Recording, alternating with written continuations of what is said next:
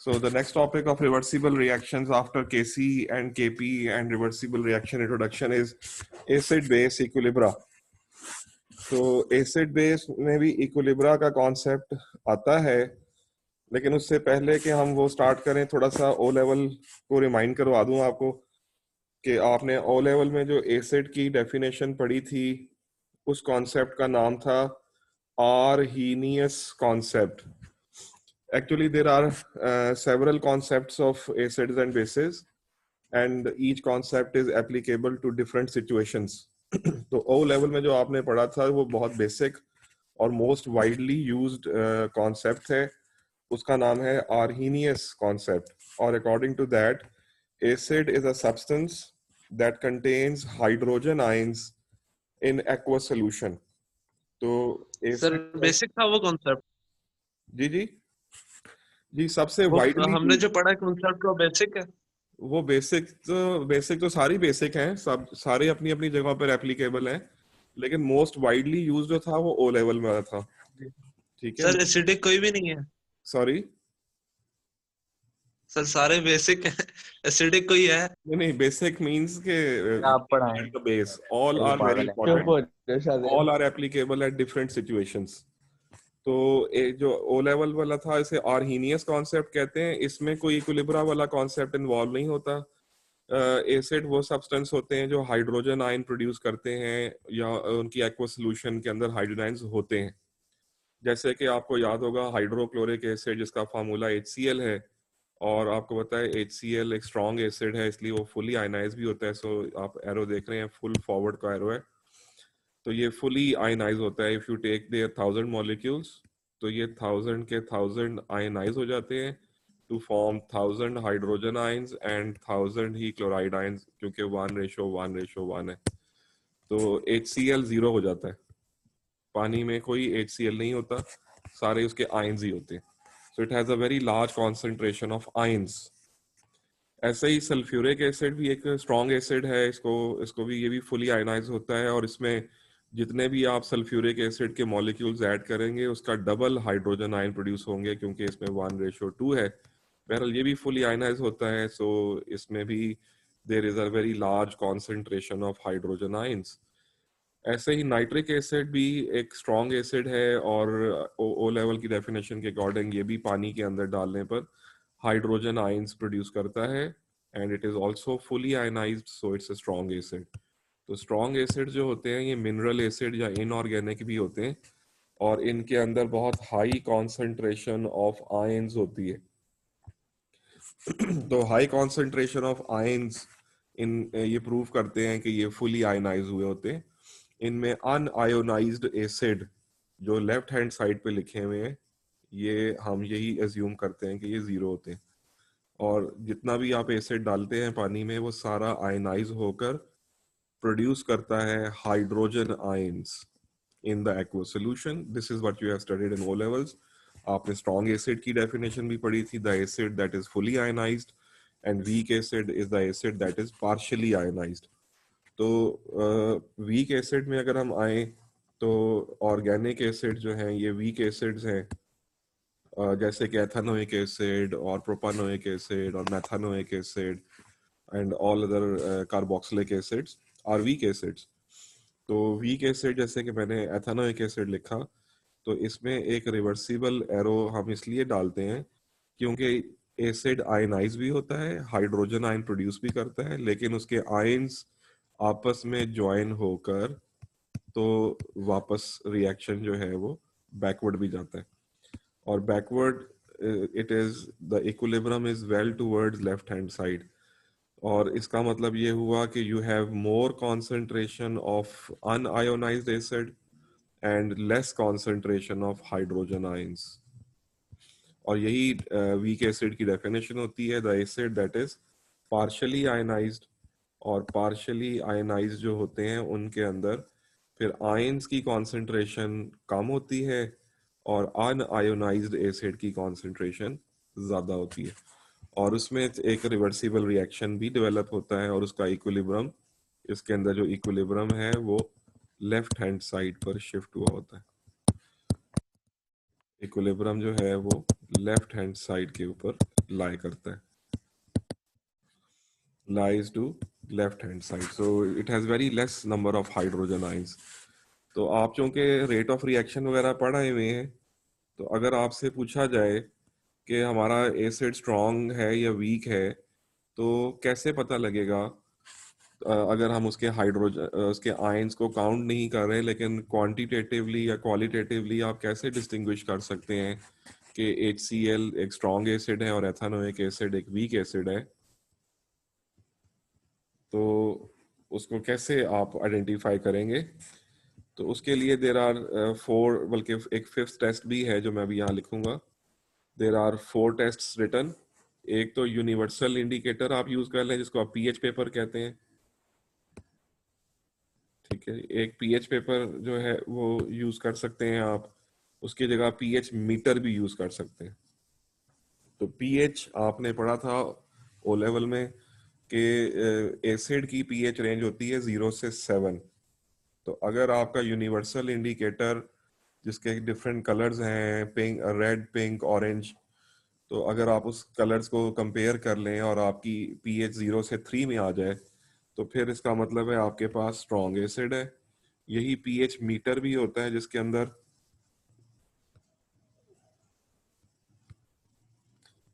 PH meter भी होता है, जिसके अंदर जो है वो आप एक इलेक्ट्रोड को डिप कर देते हैं इनटू द सॉल्यूशन, और उसकी पीएच आपको मॉनिटर पे लिखी नजर आ जाती है। तो पीएच अगर 0 से 3 के दरमियान में है, तो इसका मतलब है कि वो स्ट्रॉन्ग एसिड है। लेकिन if it is above 3 and below 7, then you have a weak acid. तो वो आप उसकी पीएच से बता सकते हैं कि ये एसिड स्ट्रॉन्ग है या वीक है। उसके अलावा एक तरीकाकार ये है कि आप उसकी इनकी एंथैल्पी ऑफ न्यूट्रलाइजेशन निकालें।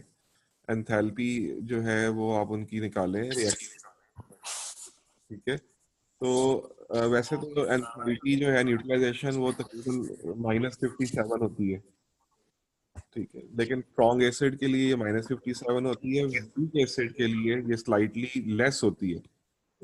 For weak acid this is slightly less, थोड़ी सी उससे कम हो जाती है, होती उसी रेंज में ही है, 57 किलो जूल से थोड़ी कम होके 54 -54 होती है, तो स्लाइटली लेस एक्सोथर्मिक होती है। और ये थोड़ी सी कम क्यों होती है? क्योंकि वीक एसिड जो है वो पार्शियली आयनाइज हुआ होता है, तो उसको आयनाइज करने के लिए कुछ हीट जो रिएक्शन में प्रोड्यूस हो रही होती है, वो उसको आयनाइज करने में एब्जॉर्ब हो जाती है। लिहाजा हमारे पास जो हीट इवॉल्व होती है, नेट हीट इवॉल्व, वो स्लाइटली लेस होती है इन वीक एसिड्स, और उसमें स्ट्रॉन्ग एसिड में स्लाइटली मोर होती है। मतलब यूं कह लें, स्ट्रॉन्ग एसिड में जितनी होनी चाहिए उतनी होती है, और वीक एसिड में उससे थोड़ी सी कम हो जाती है, because some of the heat is absorbed to ionise the weak acid so that it can continue to react. तो उसको आयनाइज करने के लिए, उसके हाइड्रोजन आयंस को बनाने के लिए, ताकि वो आगे रिएक्शन करें और न्यूट्रलाइजेशन रिएक्शन को कंप्लीट करें, उसके लिए कुछ हीट उसमें एब्जॉर्ब हो जाती है।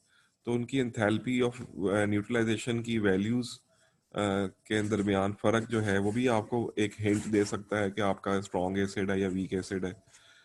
और फोर्थ आप देख रहे हैं, रिएक्शन विद मेटल या कार्बोनेट्स भी कर सकते हैं आप, और ये आपको जो है वो रिएक्शन की स्पीड, रेट ऑफ रिएक्शन बता देगा कि अगर स्ट्रॉन्ग एसिड में चूंकि आयंस बहुत ज्यादा होते हैं, तो the moment you will add a moderate reactive metal into it, तो साथ ही फिजिंग होगी, तेजी से रिएक्शन कंप्लीट हो जाएगा, और जितनी भी गैस निकलनी थी वो with in a very short interval of time बन जाएगी।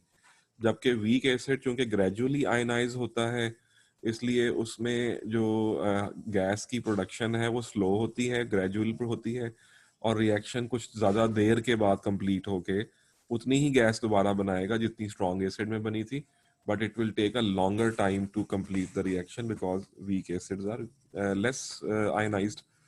तो इस तरह आप उनके रेट ऑफ रिएक्शन से भी बता सकते हैं कि वो स्ट्रॉन्ग एसिड है या वीक एसिड है। और एक 5th मेथड है जिसको हम कहते हैं कंडक्टिविटी। कंडक्टिविटी, तो अगर हम कंडक्टिविटी देखें, तो आपका क्या ख्याल है कौन सी सोल्यूशन ज्यादा अच्छी कंडक्टर होगी, स्ट्रॉन्ग एसिड की या वीक एसिड की?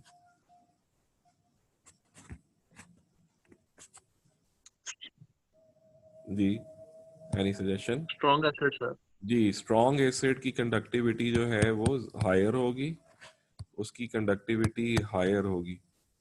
The reason is that it has large concentration of ions. It has large concentration of ions. तो जितने ज्यादा आयंस होंगे उतनी कंडक्टिविटी भी ज्यादा होगी, क्योंकि सॉल्यूशन में आयन कंडक्ट करते हैं। तो conductivity of strong acid is much higher than that of a weak acid.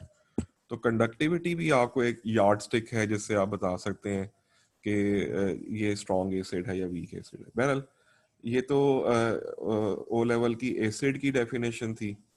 ऐसे ही ओ लेवल की एल्कली की डेफिनेशन भी आपको याद होगी कि वो भी आर्हीनियस कॉन्सेप्ट की डेफिनेशन थी।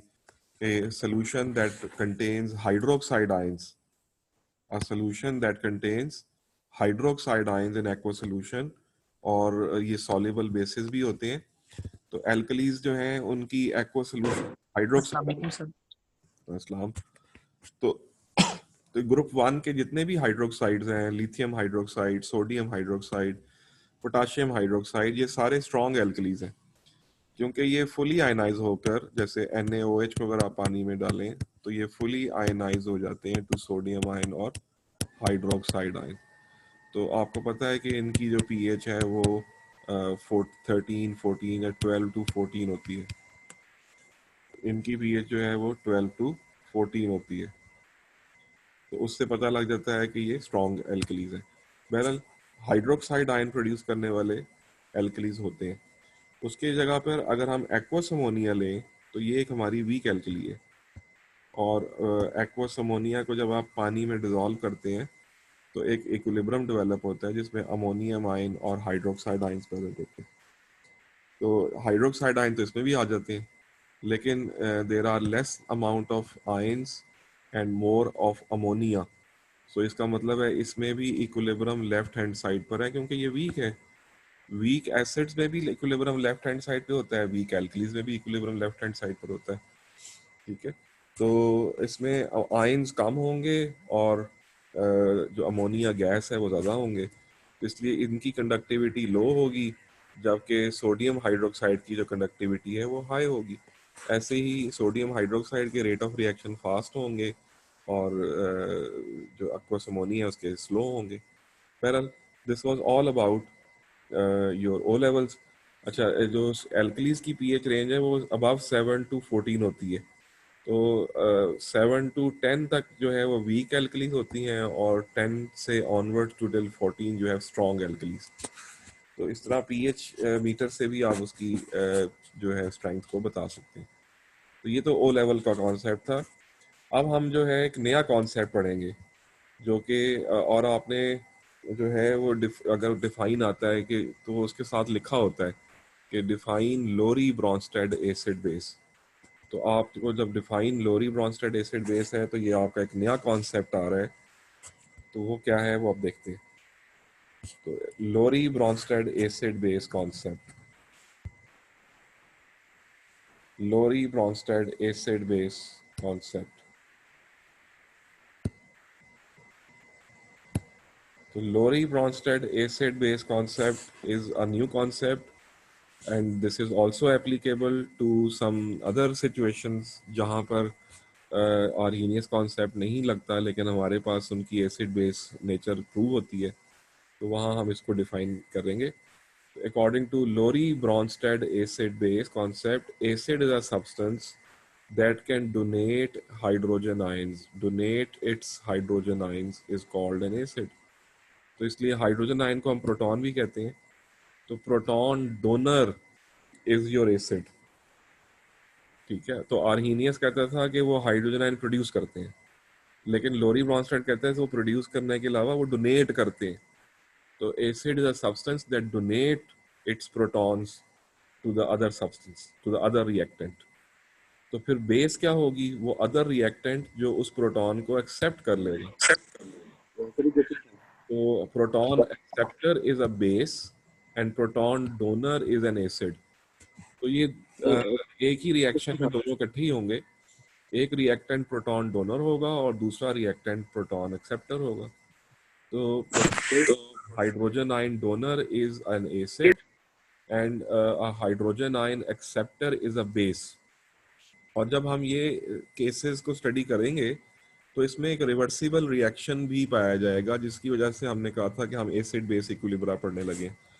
तो इसमें हम देखेंगे कि एसिड और बेस रिएक्ट करेंगे तो उससे आपको जो नए सब्सटेंस बनेंगे वो भी एसिड बेस ही होंगे और वो गिव बैक करेंगे टू द रिएक्टेंट्स। इसलिए इसमें आप अगर देखें, एक एग्जांपल मैंने आपके सामने रखी है। For example, I know that HCl is an acid according to Arrhenius concept, लेकिन लोरी ब्रॉन्स्टेड के मुताबिक भी ये एसिड है। जब हम HCl को वाटर में डालते हैं तो HCl अपना हाइड्रोजन आयन वाटर को डोनेट कर देता है। HCl अपना हाइड्रोजन आयन वाटर को डोनेट कर देता है, जबकि वाटर के ऑक्सीजन पे लोन पेयर्स होते हैं।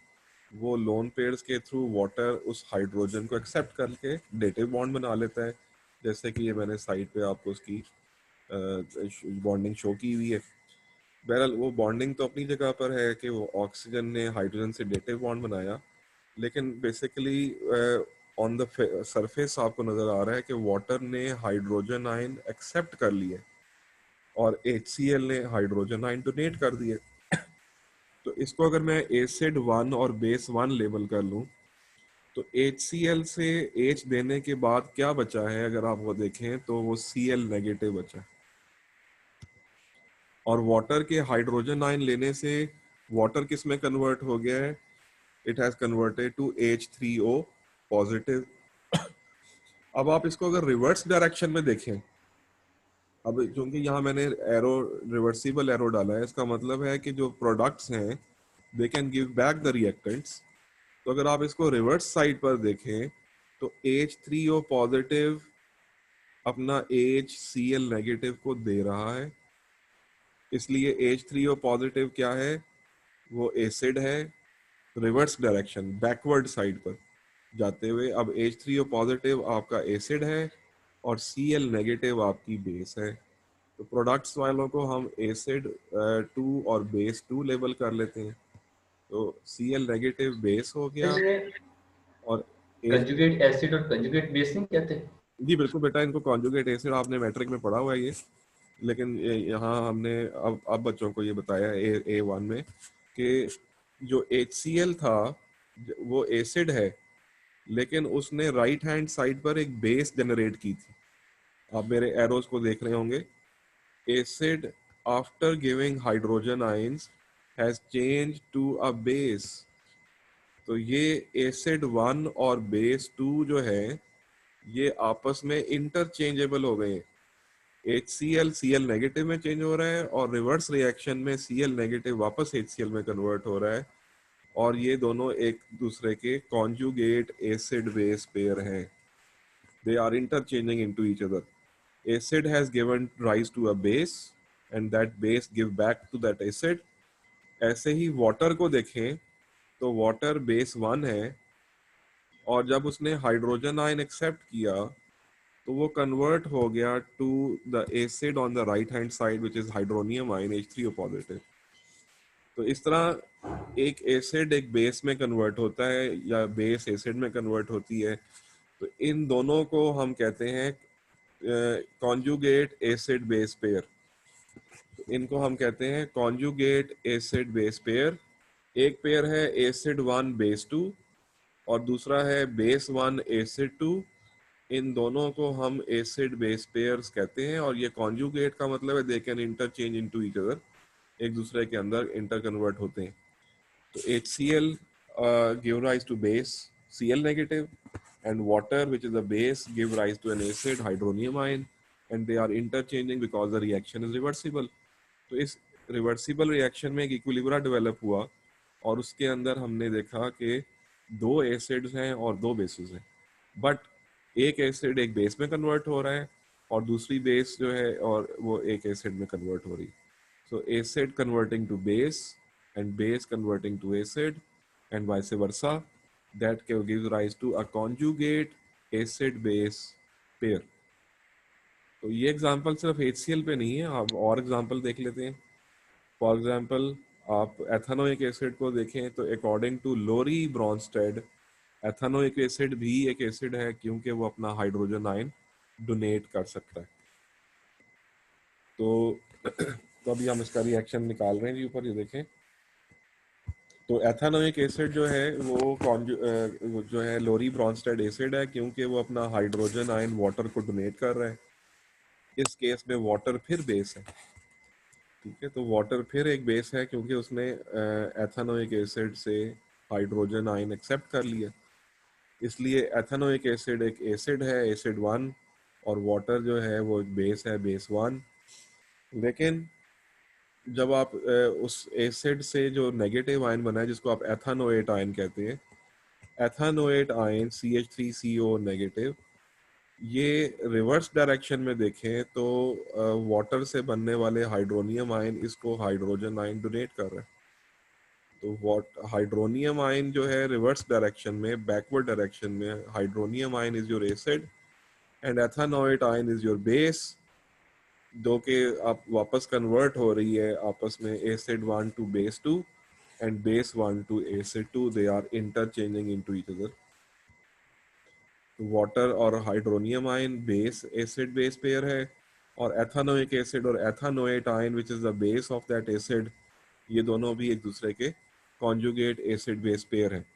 तो एसिड एक बेस के साथ कॉन्जुगेट कर रहा है और बेस जो है वो अपने एसिड के साथ कॉन्जुगेट कर रही है, इसलिए यहाँ पे भी कॉन्जुगेट एसिड बेस पेयर बन गया है। और ये क्यों बना है? क्योंकि रिएक्शन रिवर्सिबल था और इसके लिए इसको एसिड बेस इक्विलिब्रियम में रखते हैं। लोरी ब्रॉन्स्टेड कॉन्सेप्ट के अकॉर्डिंग ये एसिड बेस इक्विलिब्रियम यहाँ जनरेट हो गया। तो अब हम एक थर्ड एग्जांपल भी करते हैं जिसमें अमोनिया को we can take it as a third example. तो अमोनिया जो है, ये एग्जांपल नंबर 3 आ गई आपके पास। तो अमोनिया जो है, अगर मैं उसको वाटर में डालें तो अमोनिया जो है वो उसके पास नाइट्रोजन पे लोन पेयर होता है। तो इस केस में अब हाइड्रोजन इसको अपना वाटर जो है वो अपना हाइड्रोजन अमोनिया को डोनेट करता है, जिससे अगर आप राइट हैंड साइड पर देखें तो ammonia changes to ammonium ion, ये अमोनियम आयन बन गया। और आपको पता है अमोनियम आयन में भी नाइट्रोजन के 3 सिंगल कोवलेंट बॉन्ड्स होते हैं और एक उसका डेटिव बॉन्ड होता है विद द हाइड्रोजन आयन जो कि वाटर ने उसको डोनेट किया। इस तरह अमोनिया जो है वो अमोनियम आयन में कन्वर्ट हो गई और वाटर जो है अपना H पॉजिटिव देने के बाद हाइड्रोक्साइड आयन में कन्वर्ट हो गई। अब अगर आप ये तो फॉरवर्ड डायरेक्शन में हमने देखा, तो अमोनिया इज योर बेस 1 और वाटर इज योर एसिड 1। अब अगर आप रिवर्स डायरेक्शन में देखें तो अमोनियम आयन अपना हाइड्रोजन हाइड्रोक्साइड आयन को दे रहा है, जिससे अमोनियम आयन वापस कन्वर्ट हो रहा है टू अमोनिया, क्योंकि 4 से 3 हाइड्रोजन हो गए, उसका हाइड्रोजन कम हो गए, जबकि हाइड्रोक्साइड में 1 H था, जबकि वाटर में 2 H हो गए, उसने हाइड्रोजन ले लिए। So that's why ammonium ion is acid 2 and hydroxide is base 2. तो फिर आप देख लें, ammonia base 1 given rise to acid 2 and water acid 1 gave rise to base 2। तो इस तरह ये फिर एक कॉन्जुगेट एसिड बेस पेयर बन गए आपके पास यहाँ पे। तो ये कॉन्जुगेट एसिड बेस पेयर्स जो है ये आपस में बन जाते हैं। ये लोरी ब्रॉन्स्टेड कॉन्सेप्ट की वजह से ऐसा होता है। और इनियस में ऐसा कॉन्जुगेट एसिड बेस पेयर का कोई कॉन्सेप्ट नहीं था, उसमें 2 इंडिपेंडेंट डेफिनेशंस थी, एक हाइड्रोजन आयन प्रोड्यूसर और एक हाइड्रोक्साइड आयन प्रोड्यूसर। लेकिन इसमें एक चीज हमें और भी नजर आ रही है कि वाटर जो है, जब एसिड था तो वाटर बेस थी, और जब हमने अमोनिया बेस में वाटर को डाला तो ये एसिड है। इससे हमें ये भी प्रूव होता है कि वाटर जो है ये एक एम्फोटेरिक सब्सटेंस है। वाटर इज एम्फोटेरिक, और एम्फोटेरिक क्या होता है? जो एसिड में बेस हो जाता है और बेस में एसिड